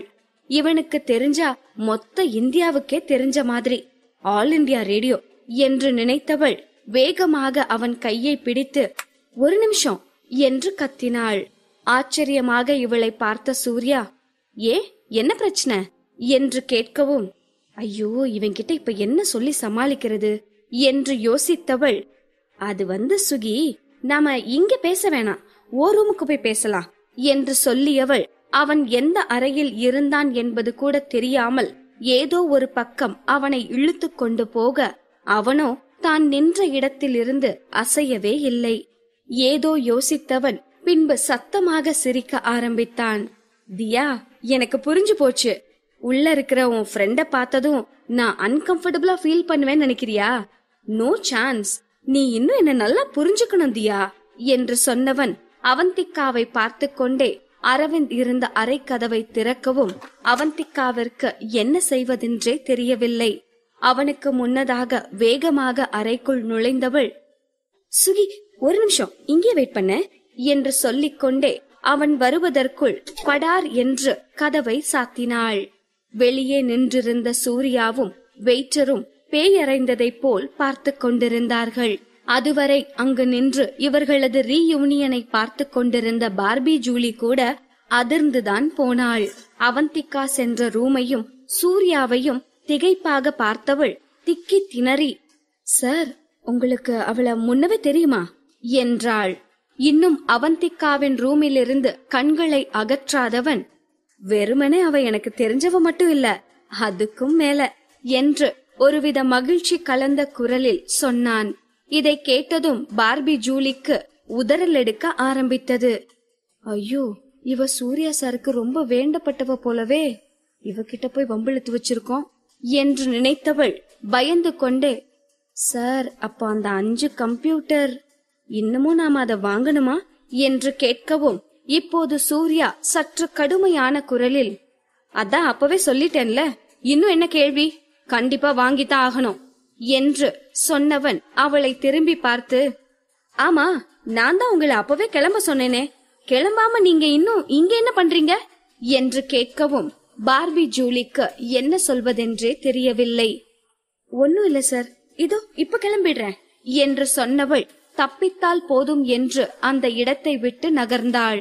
ஆனால் இன்னும் அவள் மனதில் ஒருவிதமான பயம் இருக்கத்தான் செய்தது. நம்ம எதிரி அந்த அம்ரிதா ரோஹன் தான். இந்த பொண்ணு அவங்க டீம்ல பர்ச்சேசிங் இன்சார்ஜா தானே இருக்கு. அதோட சூர்யா சார் இந்த பொண்ண அவ்வளவு சீரியஸா எடுத்திருந்தா இவங்க கிட்ட சண்டை போட்டு கம்ப்யூட்டர் வாங்க வேணாம் தான் சொல்லிருப்பாரு. ஆக எந்த பிரச்சனையும் வராது என்று தனக்குத்தானே ஆறுதல் சொல்லிக் கொண்டு அந்த ஹோட்டலை விட்டு வெளியே சென்றாள். இங்கே பிரைவேட் ரூமில் அரவிந்த் ஒரு அழகான சிரிப்போடு அமைதியாக அவந்திகாவை பார்த்து கொண்டிருந்தான். அவந்திகாவோ உள்ளே நுழைந்து அடுத்த நொடி வேகமாக ஜன்னலை திறந்து பார்த்தவள், இங்கிருந்து குதிக்க முடியாது, இதோ கார்டன் இருக்கே, இங்க ஒளிஞ்சுக்கலாம் என்று சொல்லி கார்டனுக்கு பின்னால் நின்று பார்த்து, இல்ல இல்ல, இங்க நின்னா கால் தெரியும், வேற எங்க, இதோ இந்த டேபிளுக்கு கீழே ஒளிஞ்சுக்கலாம், இது நல்லா பெருசாத்தானே இருக்கு என்று சொல்லிவிட்டு டேபிளுக்கு கீழே சென்று அமர்ந்தவள், அரவிந்த் வேகமா வாங்க, இங்க வந்து ஒளிஞ்சுக்கோங்க என்றாள். இவள் செய்யும் கோமாளித்தனங்களை எல்லாம் புரியாமல் பார்த்து கொண்டிருந்தான் அரவிந்த். என்ன பண்ணிட்டு இருக்கா இவ? வெளியில போகையில நல்லா தானே இருந்தா, அதுக்குள்ள பைத்தியம் முத்திருச்சா? ஒருவேளை ஏதாச்சும் பிராங்க் பண்றாளா? ஆனா இவ பண்றதெல்லாம் பார்த்தா பிராங்க் பண்ற மாதிரி தெரியலையே என்று அவன் நினைத்து கொண்டிருக்கும் போதே அவந்திகாவின் குரல் கேட்டது. இந்த டேபிள் பெருசாதான் இருக்கு, நீங்க ஈஸியா உள்ள வரலாம், ஆனா நீங்க கொஞ்சம் அசைஞ்சாலும் இடிச்சுப்பீங்க, சோ இந்த இடம் சரிப்பட்டு வராது என்று சொன்னவள் டேபிளுக்கு அடியில் இருந்து வெளியே வந்து வேறு ஏதாவது இடம் உள்ளதா என்று சுற்றி முற்றி பார்த்தாள். அப்போதுதான் அங்கிருந்த வாஷ்ரூம் அவள் கண்களில் பட்டது. வாஷ்ரூம் இருக்கு, அரவிந்த் வேகமா வாங்க என்று சொன்ன அவந்திகா அப்போதுதான் அரவிந்தின் முகத்தை கவனிக்கவே செய்தாள். அவன் கோபமாக அவளை முறைத்து கொண்டிருந்தான். ஆனால் அவந்திகா அதையெல்லாம் கண்டு கொள்ளாமல் வேகமாக அவன் கைகளை பிடித்து இழுத்து, அரவிந்த் சீக்கிரம் என்று அவசரப்படுத்தினாள். ஆனால் அவனோ அவன் நின்ற இடத்திலிருந்து 1 இன்ச் கூட நகரவில்லை. கோபமான குரலில், ஏன் நான் ஏன் ஒளிஞ்சுக்கணும், நான் இங்க இருக்கிறதுல என்ன பிரச்சனை என கேட்கவும் அவந்திகாவோ கெஞ்ச ஆரம்பித்தாள். பிளீஸ் பிளீஸ் பிளீஸ் அரவிந்த், வெளியே என்னோட சின்ன வயசு ஃப்ரெண்டு சூர்யா நிக்கிறான், அவன் என்னோட அண்ணன் மாதிரி, பிளீஸ் அரவிந்த் புரிஞ்சுக்கோங்க என்று அவள் கெஞ்சிக் கொண்டிருக்க அவளது பாவமான முகத்தை பார்த்தவனால் அதற்கு மேல் எதுவும் யோசிக்க முடியவில்லை. வேண்டா வெறுப்பாக அந்த வாஷ்ரூமிற்குள் சென்றான். அவன் சென்ற அடுத்த நொடி அவந்திகா வேகமாக வாஷ்ரூமின் கதவை சாத்தினாள். அவள் சாத்திய வேகத்திலிருந்தே இப்போது அவள் எவ்வளவு நிம்மதியாக இருக்கிறாள் என்பது தெளிவாக தெரிந்தது. உள்ளே இருந்த அரவிந்திற்கு மனம் கனத்து போனது. இப்போது அவனுக்கு கோபம் கூட இல்லை. அவந்திகாவின் செயல் அவனை மிகவும் காயப்படுத்தியது. ஏன் அவந்திகா, அவன் யாரா வேணும்னாலும் இருக்கட்டுமே, அவன்கிட்ட நீ என்ன இன்ட்ரோ பண்ண மாட்டியா? அப்ப நம்ம ரிலேஷன்ஷிப்ப வெளியே சொல்ல நீ வெக்கப்படுறியா? 8 வருஷத்துக்கு முன்ன மாதிரி இப்பவும் நீ நம்ம ரிலேஷன்ஷிப்ப சீரியஸா எடுத்துக்கலையா என்று நினைக்கும் போதே அவனுக்கு கோபம் தலைக்கு மேல் வந்தது. ஆனால் அவந்திகாவின் முகம் அவன் நினைவிற்கு வந்ததும், இல்ல, அவ முகத்தை பார்த்தா சொல்ல விரும்பாதவ மாதிரி தெரியல, ரொம்ப பயந்து போய் தானே இருந்தா. ஆனா அவ எதுக்கு யார பார்த்து பயப்படணும்? சரி, என்னதான் நடக்குதுன்னு இங்கிருந்தே பாப்போம் என்று தன்னைத்தானே அசுவாசப்படுத்திக் கொண்டான். இங்கே அவந்திகாவிற்கோ அரவிந்த் வாஷ்ரூமிற்குள் சென்றதும் பெரும் நிம்மதியாக இருந்தது. வேகமாக ஓடிச் சென்று இந்த ரூமின் கதவை திறந்தாள். அங்கே சூர்யா ஏதோ ஹீரோ போல் போஸ் கொடுத்து கொண்டிருந்தான். அவனை பார்த்து மலுப்பலாக சிரித்தவள் கண்களை சிமிட்டி, சாரி சுகி, ரொம்ப நேரம் வெயிட் பண்ண வச்சிட்டேனா? அது என்று அவள் பேசிக் கொண்டிருக்கும் போதே இடைமறித்த சூர்யா, இட்ஸ் ஓகே தியா, எனக்கு பொண்ணுங்களை பத்தி ரொம்ப நல்லா தெரியும். தனக்கு ரொம்ப பிடிச்சவங்களை பார்த்தா அழகா ட்ரெஸ் பண்ணிக்கணும், மேக்கப் பண்ணிக்கணும்னு நினைப்பாங்க. இப்போ நீ மேக்கப் பண்ணதான் போனேன்னு என்னால புரிஞ்சுக்க முடியுது. என்னமோ என்னன்னு சமாளிக்கலான்னு இருந்தேன், இவனே என்னை விட நல்லா பெர்ஃபார்ம் பண்றான் என்று அவந்திகா நினைத்து கொண்டிருக்க அவந்திகாவின் முகத்தை சற்று நேரம் உற்று பார்த்த சூர்யா, நீ என்ன மேக்கப் போட்ட? பாக்குறதுக்கு நேச்சுரலா தான் இருக்க. ஆனா ஒண்ணு, 8 வருஷத்துக்கு முன்ன இருந்ததை விட இப்போ நீ செம்ம கியூட்டா இருக்க என்று கண்ணடித்து சொல்ல அவந்திகா செல்ல கோபத்துடன், இப்ப நீ உள்ள வரியா இல்ல நான் திரும்ப கதவை சாத்தவா என்று கதவை சாத்துவது போல பாவ்லா காட்ட, ஓகே ஓகே கூல், வரேன் என்று சொன்னவன் கதவை திறந்து கொண்டு உள்ளே வந்தான். எப்பா, இப்பவே கண்ணை கட்டுதே. கடவுளே, இவன் இங்கிருந்து கிளம்புற வரைக்கும் எந்த பிரச்சனையும் ஆகாம நீதான் என்ன காப்பாத்தணும் என்று தன் இஷ்ட தெய்வத்தை எல்லாம் வேண்டிக் கொண்டு அவந்திகா உள்ளே சென்றாள்.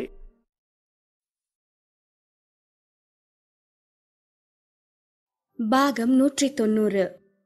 ஒரு வழியாக அரவிந்தை வாஷ்ரூமிற்குள் மறைந்திருக்க சொல்லிவிட்டு அவந்திகா கதவை திறந்தாள். உள்ளே வந்த சூர்யா பிரைவேட் ரூமிற்குள் யாரும் இல்லாததை பார்த்து ஆச்சரியப்பட்டவன், யாருமே இல்லையா? நான் கூட உன் ஃப்ரெண்டு யாராச்சும் உள்ள இருப்பாங்கன்னு நினைச்சேன். இட்ஸ் ஓகே, யாரும் இல்லாததும் நல்லதுதான். எந்த டிஸ்டர்பன்ஸும் இல்லாம நாம ஃப்ரீயா பேசலாம். இவன் பேசுவதையெல்லாம் வாஷ்ரூமிற்குள் இருந்து கேட்டுக்கொண்டிருந்த அரவிந்தோ, இருக்குண்டா இருக்கும், இங்க ஒருத்தன் ஃபேன் கூட இல்லாம அடைஞ்சு கிடக்குறேன், நீங்க அங்க ஃப்ரீயா பேசுவீங்களா என்று முணங்கிக் கொண்டிருந்தான்.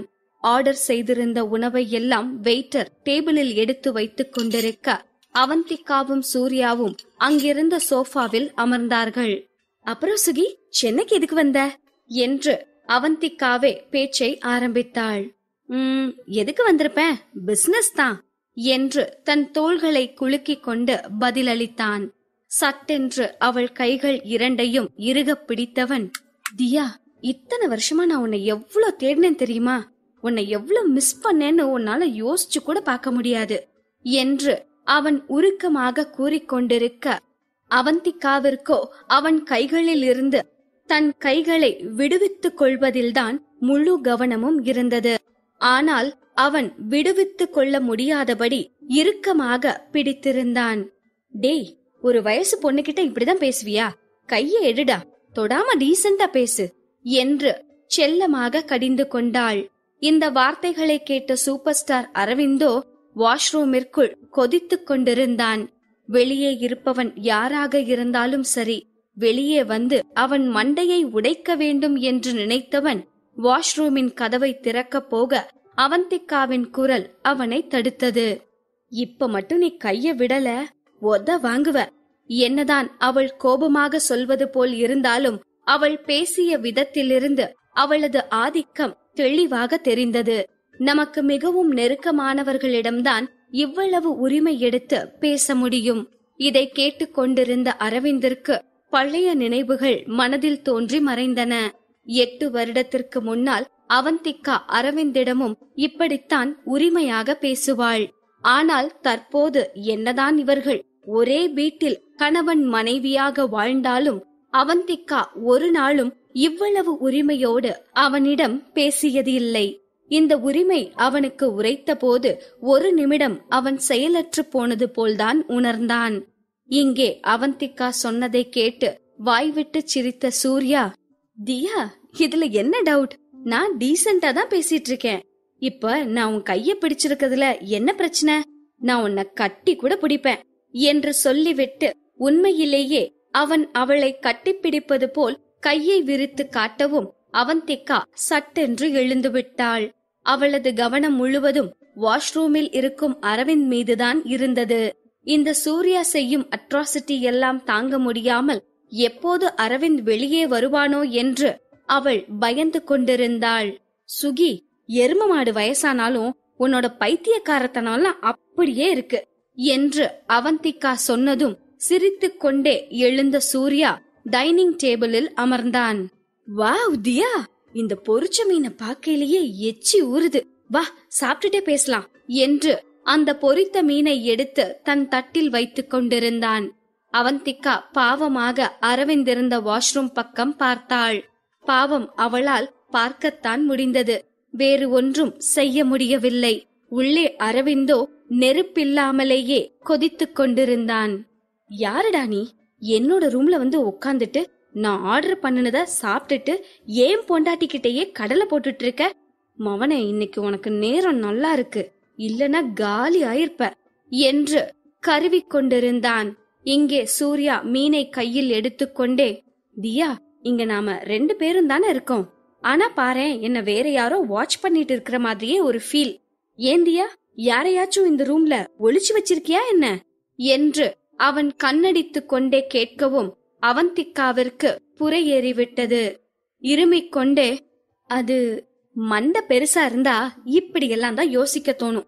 2 தட்டு தட்டுனோம்னா சரியாயிரும் என்று அவனை அடிக்க வருவது போல் பாவ்லா காட்ட சூர்யா சிரித்துக் கொண்டே அடுத்த பீஸை எடுத்து சாப்பிட்டான். அதற்கு பிறகு சாப்பிடுவதை நிறுத்திவிட்டு மௌனமாக அவந்திகாவையே பார்த்து கொண்டிருந்தான். புருவம் உயர்த்தி அவனை பார்த்த அவந்திகா, டேய், ஏண்டா என்னைவே பார்த்துட்டு இருக்க? நான் சாப்பிடுறத கண்ணு வைக்கிறியா என்று அவள் கேட்க சூர்யா சற்று சோகமான குரலில், தியா, நிஜமா ரொம்ப சாரி. 8 வருஷத்துக்கு முன்ன நான் உன் கூட இருந்திருக்கணும். ஆனா நான் அப்போ இந்தியாலேயே இல்ல. எனக்கு விஷயம் தெரிஞ்சு நான் உன்னை தேடி வந்தப்போ நீ காணாம போயிட்ட. அப்ப இருந்து இப்ப வர உன்னை தேடிட்டு தான் இருக்கேன் தியா என்று சொல்லும் போதே அவனது நான் தழுதழுத்தது. சூர்யா இதை சொல்லி முடித்ததும் அவளை அறியாமல் அவந்திகாவின் கண்களில் நீர் கோர்த்தது. எந்த சம்பவத்தை அவள் கொஞ்ச நாளாக நினைக்காமல் இருந்தாலோ மீண்டும் அனைத்தும் அவள் கண்முன் வந்து போனது. அம்மா, அப்பா என்ற இவளது கதறலும், அவந்திகா கிட்ட வராத, போ, தம்பிய நீதான் பாத்துக்கணும் என்ற இவளது அப்பாவின் இறுதி வார்த்தைகளும், அதன் பிறகு அக்கா வலி தாங்க முடியல என்று அகிலனின் கதறலும் ஒட்டுமொத்தமாக அவளது காதுகளில் கேட்பது போல் இருந்தது. அவள் கண்களில் இருந்து கண்ணீர் துளிகள் அவள் கன்னங்களை நனைத்தது. தான் அழுவதை சூர்யா பார்த்துவிடக் கூடாது என்று தலை குனிந்து கொண்டு நாசூக்காக அருகில் இருந்த டிஷ்யூ பேப்பரை எடுத்து கண்களை துடைத்துக் கொண்டாள். இங்கே வாஷ்ரூமில் இருந்த அரவிந்தோ அனைத்தையும் கவனித்துக் கொண்டுதான் இருந்தான். அப்போதுதான் இதுவரை அவன் அவந்திகாவை பற்றி ஒன்றுமே தெரிந்து கொள்ளாமல் இருக்கிறோம் என்றே அவனுக்கு உரைத்தது. 8 வருடத்திற்கு முன்னால் அரவிந்த் அறிந்திருந்த அவந்திகா ஒரு பணக்கார வீட்டின் குட்டி எஜமானியாக இருந்தாள். கஷ்டம், பசி என்பதையெல்லாம் வார்த்தை அளவில் கூட அறியாதவளாய் இருந்தாள். எந்த கவலையும் இல்லாமல் லிட்டில் பிரின்சஸாக சுற்றித் திரிந்தவள் அத்தியாவசிய தேவைகளை பூர்த்தி செய்யவே ஓடாய் தேய்ந்து கொண்டிருக்கிறாள். இப்படி ஒரு பரிதாபமான நிலை அவளுக்கு ஏன் ஏற்பட்டது என்று இதுநாள் வரை அரவிந்த் யோசித்தது கூட இல்லை. இப்போதுதான் தான் எவ்வளவு பெரிய சுயநலவாதியாக இருந்திருக்கிறோம் என்று நினைத்து அவனுக்கே அவன் மீது வெறுப்பு வந்தது. அத்தோடு அவந்திகாவின் குடும்பம், நண்பர்கள் என்று யாரை பற்றியும் அவனுக்கு தெரியாது. இதுநாள் வரை அதையெல்லாம் தெரிந்து கொள்ள அவன் முயற்சித்ததும் இல்லை. ஆனால் இப்போது அவந்திகாவை பற்றி அனைத்தையும் தெரிந்து கொள்ள வேண்டும் என்று முடிவெடுத்துக் கொண்டான். இங்கே என்னதான் அவந்திகா தான் அழுவது சூர்யாவிற்கு தெரியக்கூடாது என்று மறைத்தாலும் அவளது கண்ணீரை சூர்யா பார்த்துவிட்டான். இப்போதே அவளை கட்டிப்பிடித்து அவளை தன் தோள் மீது சாய்த்து ஆறுதல் கூற வேண்டும் என்று அவனுக்கும் ஆசைதான். ஆனால் அப்படியெல்லாம் செய்து அவந்திகாவை மிரட்சியுற செய்ய அவன் விரும்பவில்லை. இந்த பேச்சை மாற்ற நினைத்தவனாய் தன் முகத்தில் இருந்த சோகத்தை மறைத்துக் கொண்டு மெல்லியதாக சிரித்துக் கொண்டே, போனது போகட்டும் தியா, இப்பதான் நான் வந்துட்டேன்ல, இனி உன்னையும் அகிலனையும் நான் பாத்துக்கிறேன். இந்த வார்த்தையை யாராவது சொல்ல மாட்டார்களா என்று 8 ஆண்டுகளாக அவந்திகா ஏங்கி தவித்துக் கொண்டிருந்தாள். ஆனால் சினிமாக்களில் கிளைமாக்ஸ் முடிந்த பிறகு வரும் போலீஸ் போல் இந்த சூர்யா டூ லேட்டாக வந்து ஹீரோ டயலாக் எல்லாம் பேசிக் கொண்டிருக்கிறான். ஆமா அவந்திகா, நீ எங்க இருக்க? என்ன வேலை செய்யற? இவ்ளோ நேரம் பேசிட்டு இருக்கோம், உன் போன் நம்பர் கூட குடுக்கல என்று கடிந்து கொண்டவன் உரிமையாக அங்கு டேபிளில் இருந்த போனை எடுத்து, இது உன் போன் தானே என்று கேள்வி கேட்டு, நம்ம 2 பேர் தான் இருக்கோம், இது என் போன் இல்ல, அப்ப கண்டிப்பா இது உன் போனா தான் இருக்கும் என்று அவனே பதிலும் சொல்லிக் கொண்டான். ஆனால் அவன் எடுத்தது அவந்திகாவின் போன் கிடையாது, அரவிந்தின் போன். அவந்திகா செய்த கோமாளித்தனங்களில் போனை எடுக்க அரவிந்திற்கு எங்கு நேரம் இருந்தது? அதுவரை சோகத்தில் மூழ்கியிருந்த அவந்திகா அரவிந்தின் போன் சூர்யாவின் கையில் இருப்பதை பார்த்ததும் அதிர்ந்து போனாள். போனை இவள் முன் நீட்டியவன், இந்தா பாஸ்வேர்ட் போட்டுக்கொடு என்றான். அரவிந்தின் பாஸ்வேர்ட் இவளுக்கு எப்படி தெரியும்? பேந்து பேந்து முழித்தவளுக்கு 0517 என்ற நம்பர் நினைவுக்கு வந்தது. சரி போட்டு பாப்போம் என்று அவள் போட்டதுமே போன் ஆன் ஆகிவிட்டது. இது அவந்திகாவிற்கே ஆச்சரியம்தான். போனை வாங்கிய சூர்யா அந்த போனில் தனது நம்பரை சேவ் செய்துவிட்டு அதிலிருந்து தனக்கும் ஒரு மிஸ்டு கால் கொடுத்து கொண்டான். ஓகே தியா, என்னோட நம்பரை சேவ் பண்ணிட்டேன், இனி நம்ம டெய்லி டச்ல இருக்கலாம். நீ கால் பண்ணலனாலும் நானே டெய்லி உனக்கு கால் பண்ணுவேன். யாரா இவன்? என் வாழ்க்கையே இப்பதான் ஏதோ கொஞ்சம் தேறி வந்துட்டு இருக்கு, இதுல டெய்லி போன் பண்ணி நல்லா இருக்க குடும்பத்துல கும்மி அடிச்சிருவான் போல என்று நினைத்தவள் அவனுக்கு எந்த பதிலும் சொல்லாமல் வெறுமனே சிரித்து வைத்தாள். பேசிக்கொண்டிருக்கும் போதே சட்டனை எழுந்தவன், தியா நான் அதிகமா தண்ணி குடிச்சிட்டேன் போல, சோ நான் வாஷ்ரூம் போயிட்டு வரேன் என்று சொல்லிவிட்டு வாஷ்ரூம் நோக்கி சென்றான். இதை கேட்டு ஷாக் ஆனாள் அவந்திகா. இல்ல போக கூடாது என்று சத்தமாக கத்திவிட்டாள். அது மட்டுமல்லாமல் வேகமாக எழுந்து சென்றவள் அவனை உள்ளே போக விடாமல் வழிமறித்து நின்று கொண்டாள். இவள் செய்வதையெல்லாம் பார்த்து குழம்பி போன சூர்யா ஒருவித குழப்பத்தோடு, ஏன் என்னாச்சு என்றான். அது வந்து என்று இழுத்தவள் என்ன காரணம் சொல்வது என்று தெரியாமல் சுற்றி முற்றி பார்த்து கொண்டிருக்க, எது வந்து என்றான் சூர்யா. அது வந்து இப்ப நாம சாப்பிட்டுட்டு இருக்கோம்ல, அப்ப ரெஸ்ட் ரூம் போனா ஒரு சவுண்ட் கேக்கும், அந்த சவுண்ட் எனக்கு பிடிக்காது. இதை சொல்லி முடித்ததும் அவந்திகாவிற்கே சிரிப்பு வந்தது. அடியே, உலகத்துல இவ்வளவு மட்டமான கேவலமான ஒரு காரணத்தை வேற யாரும் சொல்லிருக்க மாட்டாங்க என்று இவளது மைண்ட் வாய்ஸ் வேறு இரிட்டேட் செய்து கொண்டிருந்தது. இவள் சொன்ன காரணத்தை கேட்ட சூர்யா, தியா நிப்பாட்டு, நாம என்ன அவ்வளவு ஸ்ட்ரேஞ்சர்ஸா? இதுக்கு முன்ன நீ கூட இருக்கும்போது நான் போனதில்லையா? இல்ல நான் கூட இருக்கும்போது நீ போனதில்லையா? அதுவும் ஒரு டைம் நம்ம எல்லாரும் ஃபேமிலி டூர் போயிருந்தோமே, அப்ப கூட நீ என்கிட்ட என்று அவன் பேசிக் கொண்டிருக்கும் போதே வாஷ்ரூமிற்குள் ஒரு சத்தம் கேட்டது. அத்தோடு வாஷ்ரூம் உள்ளிருந்து திறக்கப்பட்டது. ஆனால் அவந்திகா வேகமாக கதவு திறக்க முடியாதபடி இழுத்து பிடித்து கொண்டாள்.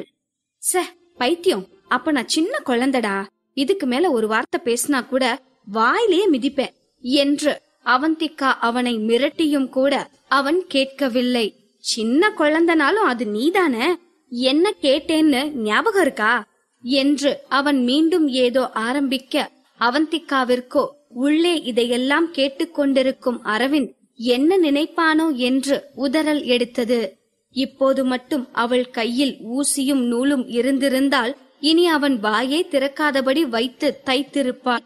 இதற்கு மேலும் அவனை பேச விடுவது நல்லதில்லை என்று நினைத்தவள், டே தடிமாடு, நிஜமா சொல்றேன், உயிர் மேல ஆசை இருந்தா இத்தோட இதை நிறுத்திக்கோ என்று பற்களை நரநரவென்று கடித்துக் கொண்டே சொல்ல, சூர்யாவால் சிரிப்பை அடக்க முடியவில்லை.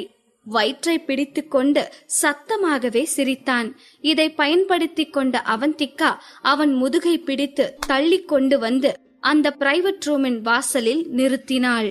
சுகி, நீ எவ்வளவு பெரிய பிசினஸ்மேன், உனக்கு நிறைய வேலை இருக்கும், நீ பிஸியா இருப்ப என்று அவந்திகா நாசுக்காக அவனை வெளியே போக சொல்ல, அவனோ அதையெல்லாம் புரிந்து கொள்ளாமல், நீ சொல்றது கரெக்ட் தான், நான் பெரிய பிசினஸ்மேன் தான், ஆனா நான் இப்போ பிஸியா இல்ல என்றான்.